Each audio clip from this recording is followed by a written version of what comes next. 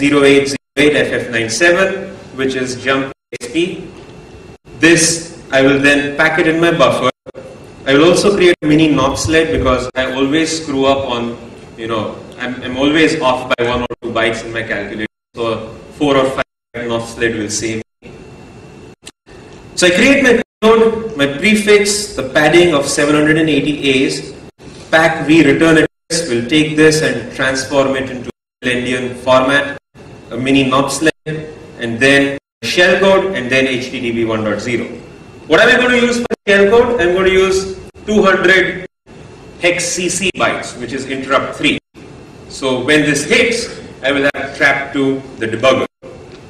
Okay. So now let's see. Let us go for this again. I will say, let's run peercast. Peercast is running.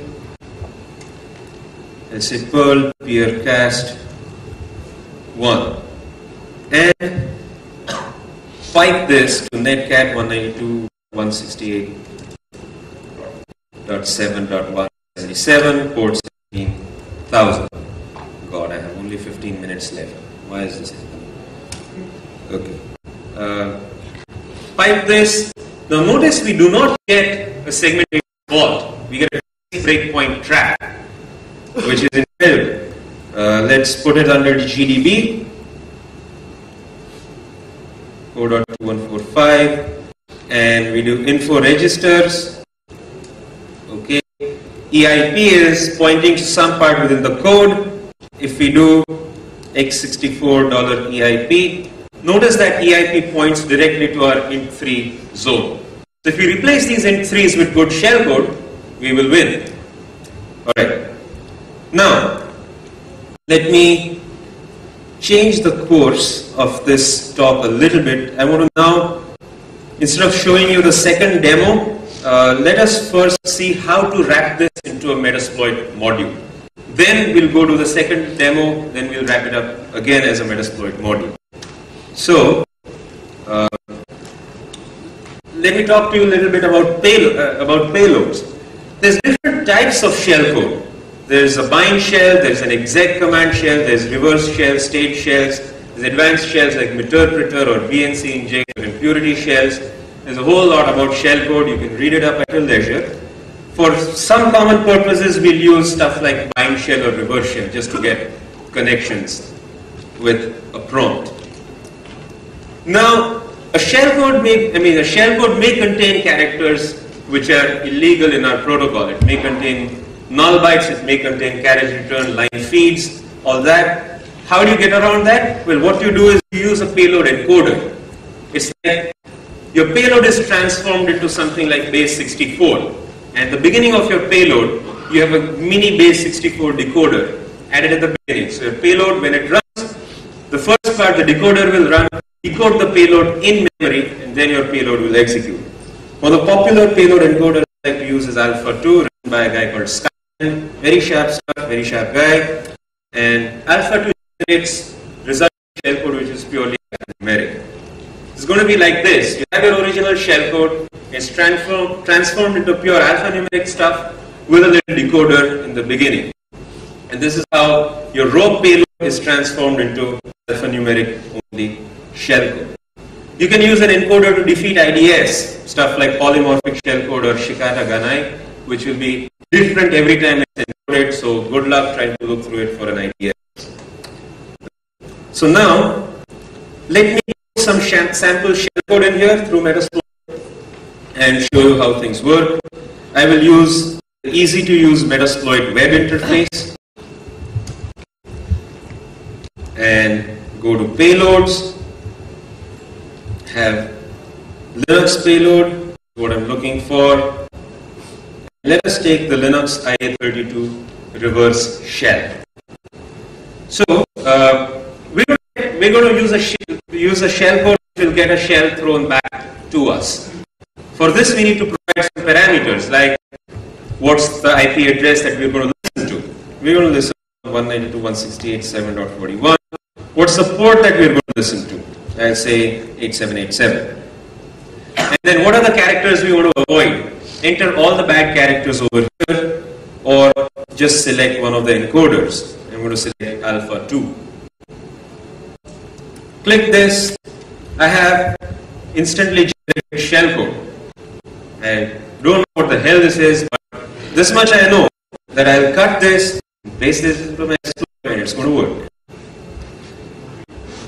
Alright? I mean, I know a little what this is, just dramatizing this thing. So my next shot is going to be Peercast 2. Peercast 2 is nothing but shellcode with the stack relocated. The stack doesn't interfere with the rest of the shellcode operations. Let me jump to Peercast 3. So here's Peercast 3. Let me replace this old stuff with new stuff. Here's my shellcode, and the other thing I do is I always have this little string prepended for stack happiness. I want to move the stack away so that it does not interfere. And here's my attack vector created. So let me save this. Let me dry run this. And this, notice how nice and alphanumeric this whole thing is. This is going to pass through HTTP. So let's get this to work. Let's run user local peercast again, and let me minimize this. I'm going to open up a listener window to catch my shell coming in.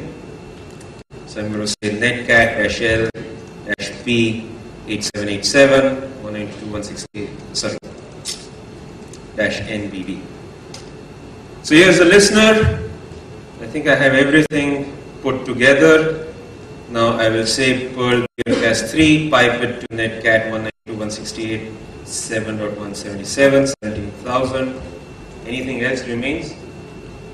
Only thing remains is to pray to the demo gods that don't screw up my demo, please.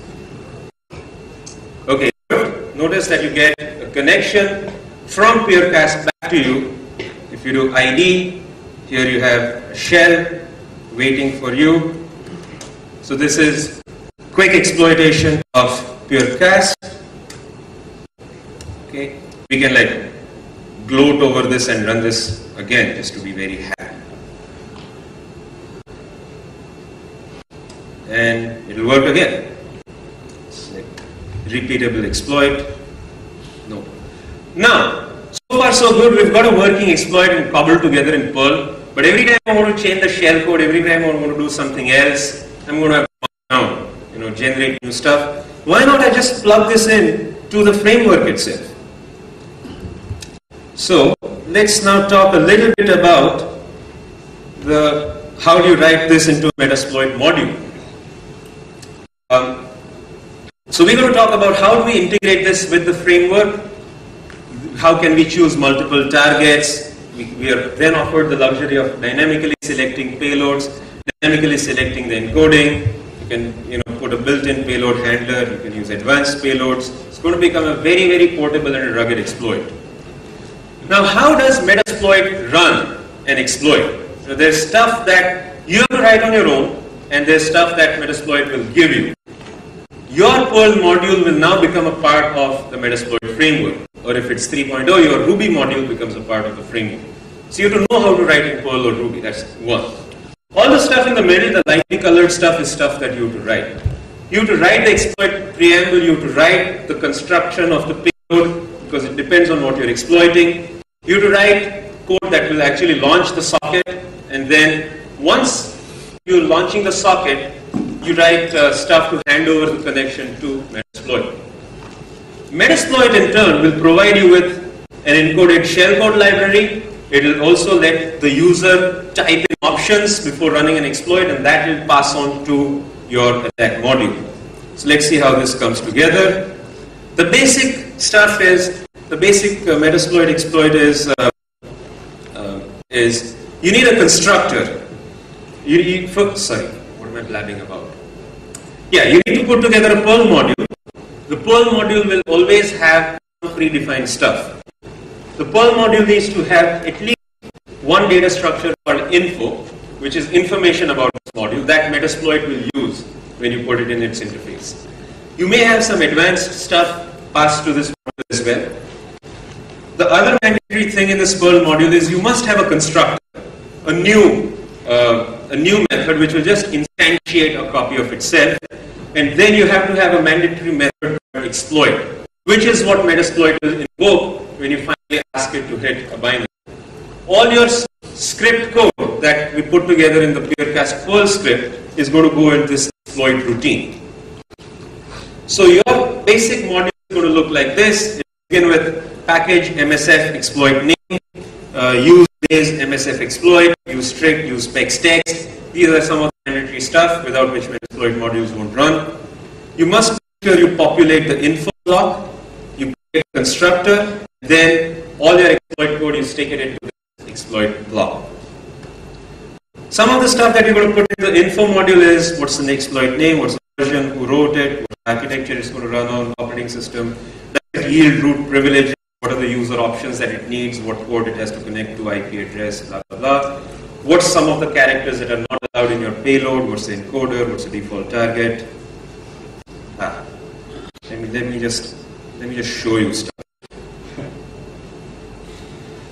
So, here is a sample skeleton exploit. Let me just quickly walk through this. You put your initial declarations here. For most of this code, you don't need any advanced options. Here's your info block where you put in the exploit name and your elite hacker handle and whatever have you. What user options is this exploit going to take? Like what's the remote host, what's the remote port? If you're exploiting stuff like FTP, then initial user ID, initial password. What's your payload restrictions? Payload must fit into 1024. These are the bad characters that it cannot use. Here you prepend all your shell with the stack relocation stuff. Put your description here. Any references to bug track, CVE, or OSVDB go over here.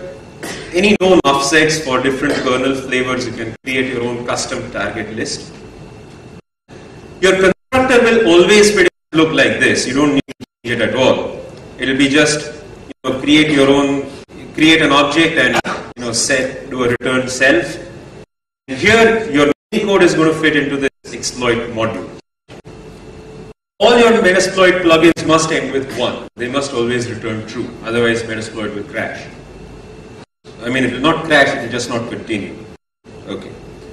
So now let me walk you through the PureCast exploit that I created. Say my PureCast Linux. So I put this in, the description and all the author stuff. The space is 200 characters. These are all the bad characters that I cannot use. I cannot use slash, equals, question mark, semicolon, ampersand, all that. And PureCast3.pl, the one that I created, is pretty much stuck in here verbatim. You read the user informations into a targets array, and here's the same code. You create the payload with a prefix padding, pack, the return address, and obsolete. Except shell code is now going to be given to you by Metasploit. You say, somewhere up here, you say, my shell code is equal to get var encoded payload. So this will fetch it from Metasploit. And then here you use Metasploit socket methods to create a socket, MSF socket TCP new. You connect to the target host and target port. This is what Metasploit will give you once the user has given this information. And then at the end you say send payload and invoke the handler. This is it. This is how it's going to be, and then end this with 1. We place this binary, we place this exploit module in home, in Metasploit's, in the frameworks directory there is an exploits directory. All your exploits live in this directory. I have placed a copy of this PureCast exploit in here. So now let me invoke this through the Metasploit framework. And now I'm going to show you the command line Metasploit console framework. So use MSF console. I'll now say